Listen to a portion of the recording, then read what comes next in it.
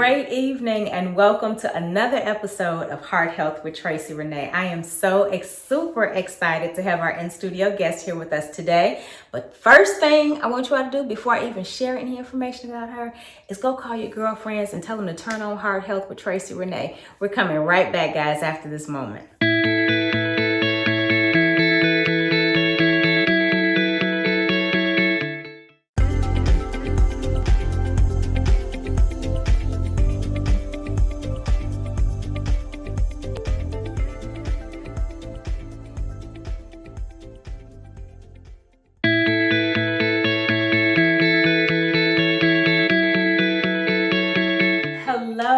And welcome back to Heart Health with Tracy Renee. As I stated just a few moments ago, we have a very special in-studio guest with us today, Dr. Bernada Nicole Baker. Hi. I'm so excited to have her here. Not only is she one of my good girlfriends, but she's also my soror. We're excited. So yes, we're going to throw up our pinkies since we're on here. Anyway, I am so excited to have her in today. We are definitely going to be talking about another matter of the heart. Today's matter is issues with our moms.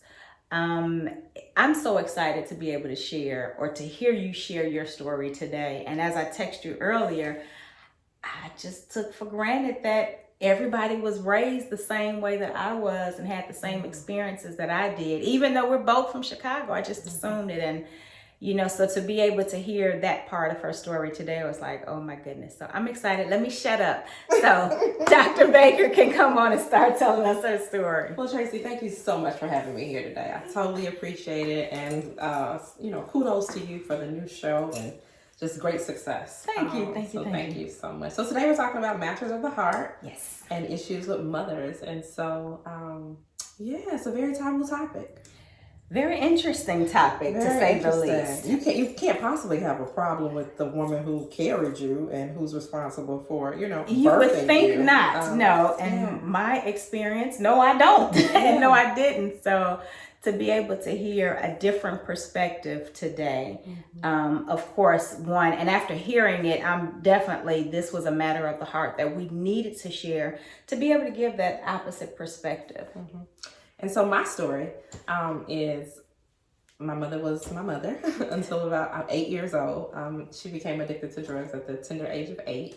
And so I made the executive decision that I was going to leave her at 8. At 8 years old. I went to my dad's house for the weekend and I was like, we lived in Michigan. So I not only made the decision that I was going to leave her, I made the decision that I was going to move back to Chicago. At 8? At 8.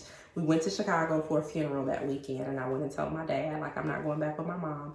They're doing drugs at the house. I don't like her husband. He's selling drugs. He has her using drugs. I'm not going back. Wow. And so my dad listened. We went to court. I talked to the judge, and I was like, I don't think this is the best situation for me. And so when I tell people I'll be 40 this year, I'm like, but I have 8 additional years of my lifetime coming to me because I've been making executive decisions literally since I was 8 years old. And knowing you too, I really believe that at 8 years old. And that's why my daughter is the way that she is. I believe that. We're going to talk about her baby a little bit later too. Right, because of who I was at the tender age. And my goodness. So my mother became addicted to drugs when I was 8, and thankfully I had a great dad, who took care of us. I have a sister, and my sister actually stayed with my mom. Okay. She was a baby, and at that time she was really attached to my mom, and she wanted to stay with my mom. So my dad didn't fight for her, and because I was making the decisions for myself, they just kind of, took my word. And so, just watching my mother struggle, knowing that she was, battling with the drug addiction, and watching my grandmother try to help her, and just all of that. She was in the streets. And so when I hear about other people's stories with their mothers, I'm like, that's not my story. Like today is, when you have holidays like Father's Day and Mother's Day, you don't realize how selfish those holidays are. Until you don't have a mother or father to celebrate. Which was my thought process today after getting that, hearing that. I'm like, you know what? And I think I even said to you, I never really thought about your mom Mm-hmm. because you talk so much. She talks so much about her dad and her granny, Mm-hmm. and I know you're granny's baby, and so I just naturally assumed that Yeah. mom may have been deceased. No, mom is alive. Mom is alive and well. She's on Facebook. She follows us. She loves Bella. You know, she'll text me if she needs anything. I'll check in from time to time. But there's no maternal connection there.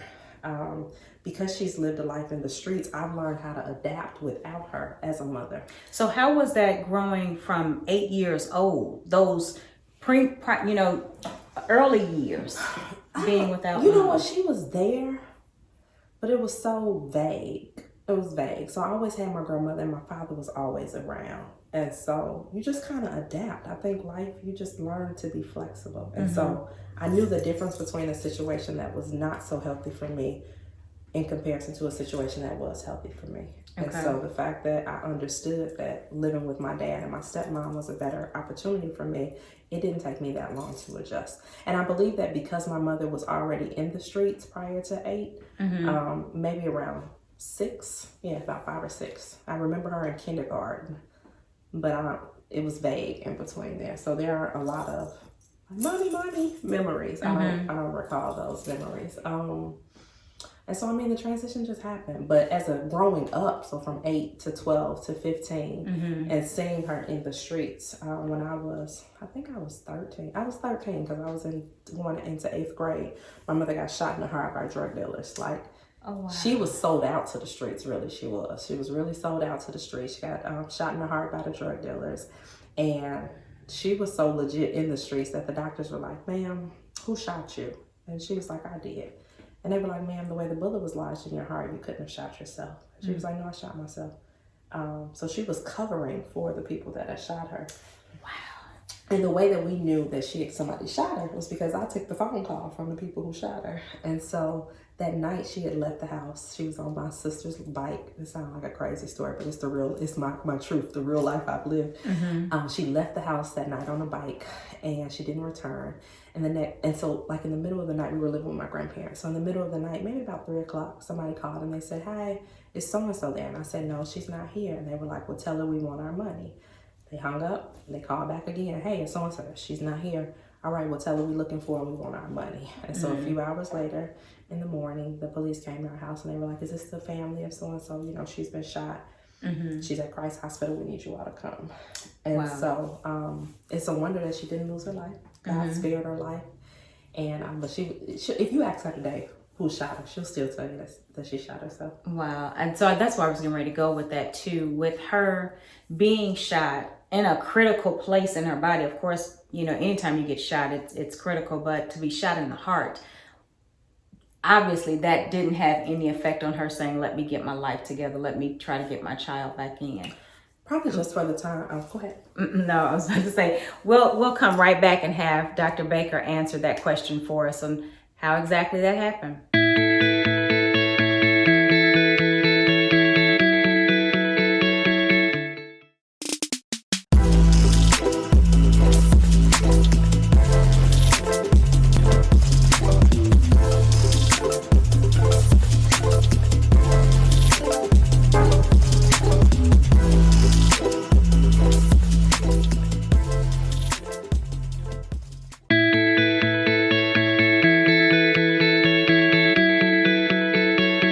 Welcome back. Well, we've just started to hear Dr. Baker's story on how she experienced or grew up and having issues with her mom, which is definitely a matter of the heart or heart issue, as I'd like to call it. So we're going to hear more from her. So yeah, Tracy, so she was shot in the heart, and you would have thought, like you said, that would have prompted her to get her life together. Well, again, you know, when you're addicted, when you have an addiction, it's just not that easy. And so her being a victim of a shooting victim, that didn't prompt her to get her life together. I feel like it actually drew her a little more out there to the streets, if you will. So she stayed out there doing what she was doing. I don't even remember her. I remember her being maybe at my high school graduation, but again, it was so vague because she was in and out. She was in and out. She was in and out of different shelters. So when I went away to college, I can recall every summer I would come home and we would see her at the drug house or wherever in the neighborhood. And the guys on the block, they knew me, but she was also their customer. And so they would be like, hey, there's your mother. And I'd be like, that's not my mother. And even when when I was in 8th grade, I can recall being at Liberty Temple Full Gospel Church, and my grandmother would make her come to church with us. And I would be like, that's my auntie. That's not my mother, because I was ashamed of her addiction. So the shame and the guilt of her addiction. And we favored. You saw the picture. So I looked just like her. But I'd be like, no, that's my auntie. And then when my friends came over to the house, they would be like, is that your mother? And I'd be like, nope, that's my auntie. And so, yeah, just living with that shame and, shame and guilt and embarrassment and all those things. But when you're an 8th grader and you're in the midst of that, you don't really understand the psychological trauma that you're going through. So now as a psychologist, I'm like, how did I manage? How did I manage? How did I still get good grades? How did I not get sold to the streets? And you are Dr. Baker. Dr. Baker. And I have 5 degrees. Like, not only am I a doctor, but I have a whole a set of 5 degrees. She made me feel bad with my 2. I'm just saying. I want to get back 3 of them. Okay.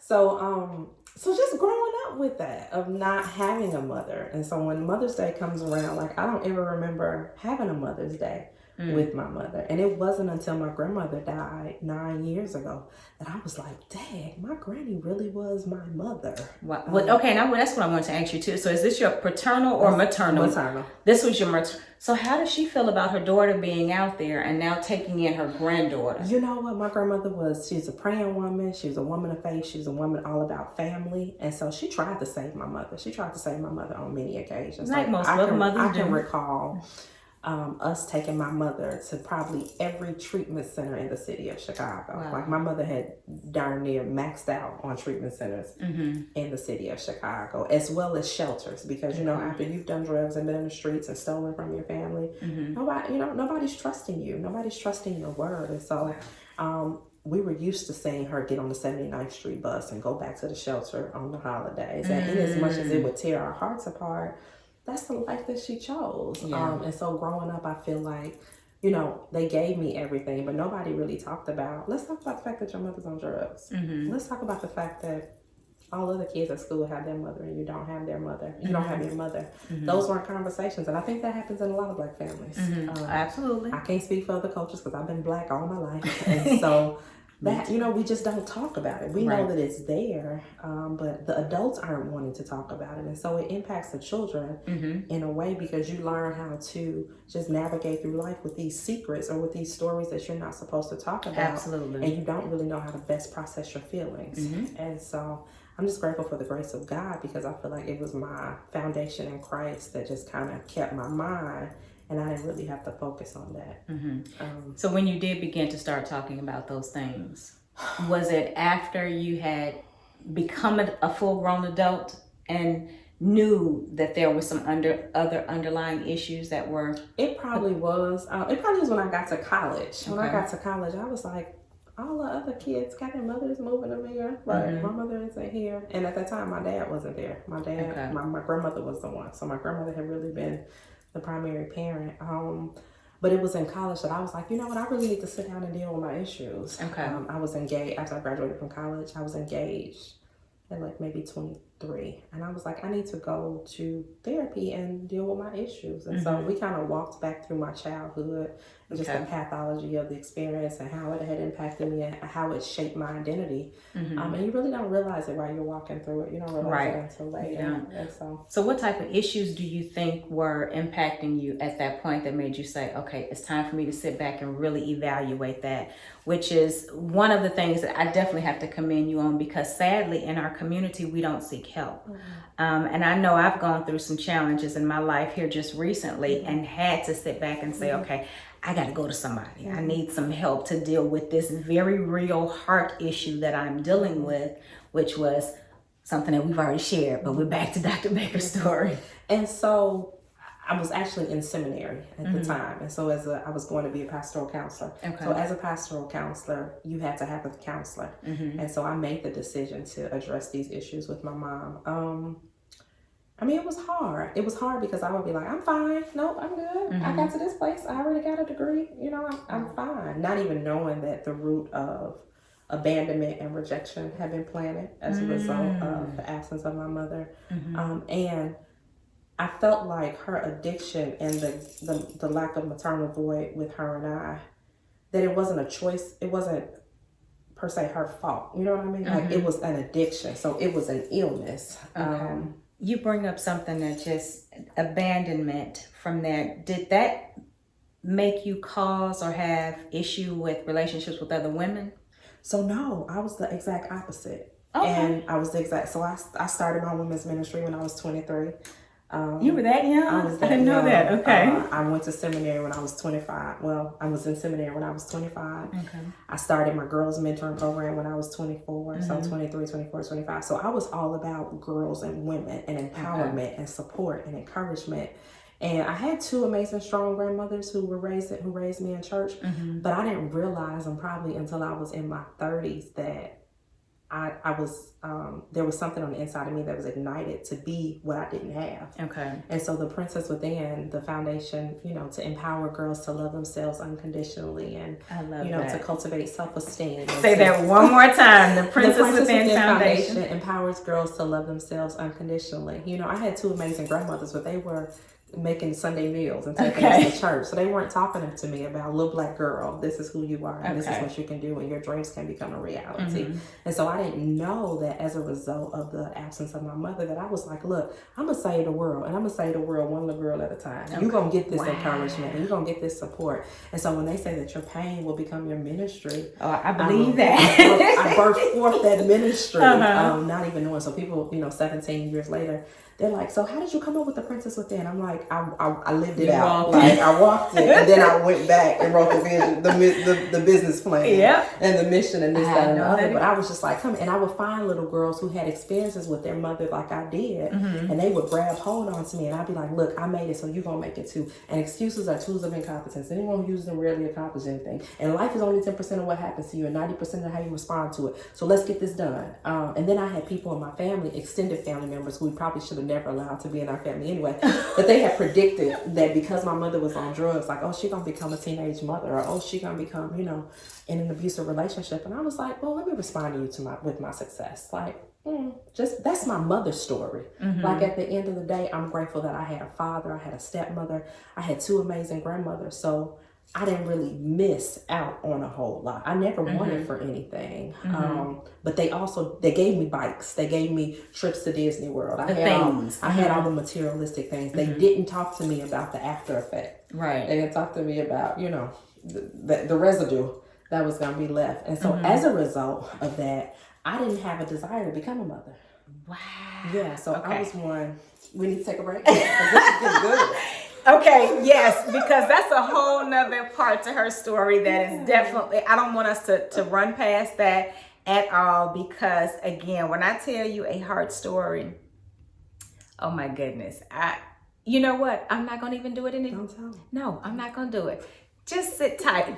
Go call your girlfriends and tell them to turn on Heart Health with Tracy Renee, because we're talking to Dr. Bernada Nicole Baker, guys. So sit tight, stay tuned, and come right on back after the commercial break.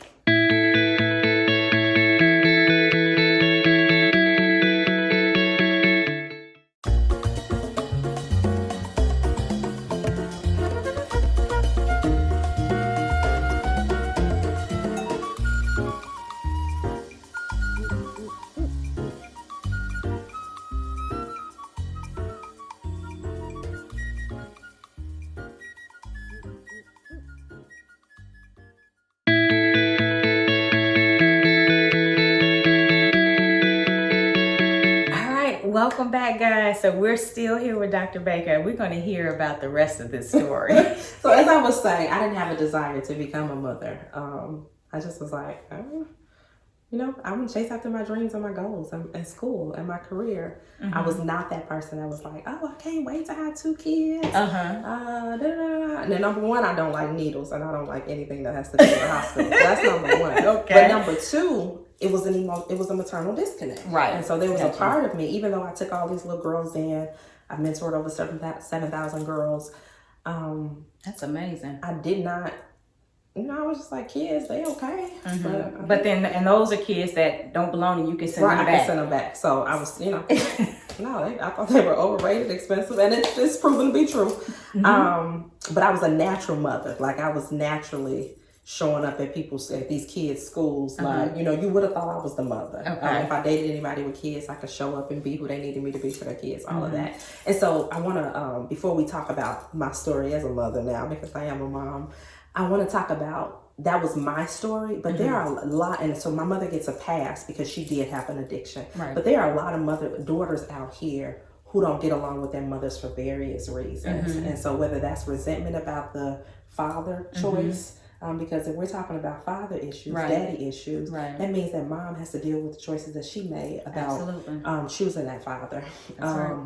Oftentimes you have mothers who, you know, they're resentful towards their kids, and they're not nice. And based upon the type of relationship that the mother had with their mother, there could be some brokenness. And you know, broken little girls grow up to be broken women, broken grown women. And so these are the broken grown women that are having their children, and they're producing broken babies. And they don't know how to. Everybody doesn't know how to cultivate that relationship with their mother. And so I know quite a few women. I've come across quite a few women who, their mother is not on drugs. Their mothers are just who they are, and they're doing well in life. But the relationship, there's still a missing gap there, and it's not a happy Mother's Day. Wow. It's not warm and fuzzy. It's not. Sometimes it's like, well, I don't really think my mother wants me to do better than her. Or, well, you know, my mother's not that supportive, or she's talking about me behind my back, or she's not kind to me. And that is a lot of lived experiences of a lot of women. You know, what's interesting about that to me is I think about my own story. First of all, I have an absolutely amazing relationship with my mom, and also my dad too, prior to him passing.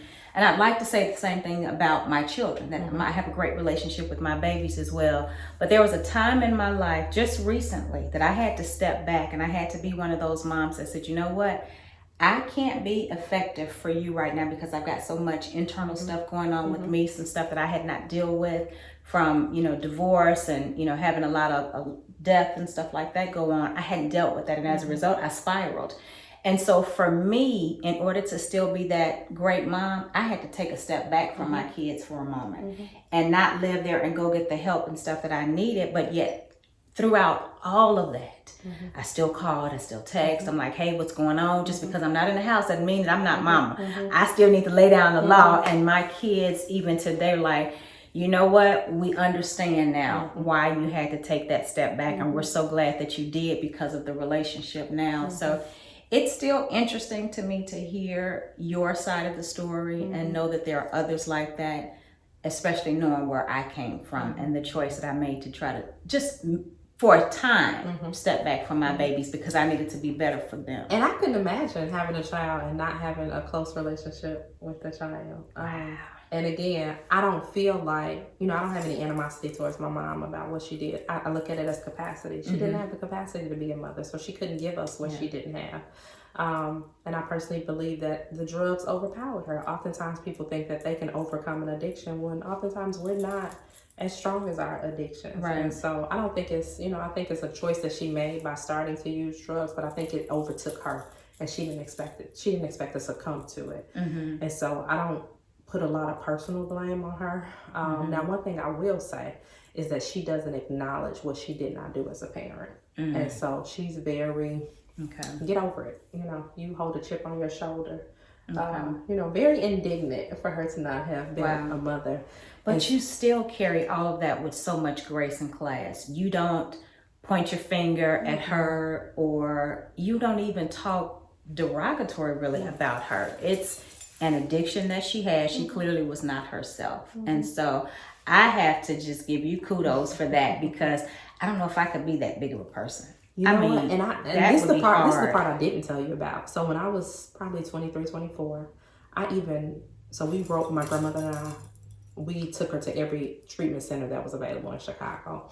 When I started making money and was able to do my own thing, I went and drug her out of the crack house. Like, had my Louis Vuitton bag on my arm, was knocking at the door like, is she in here?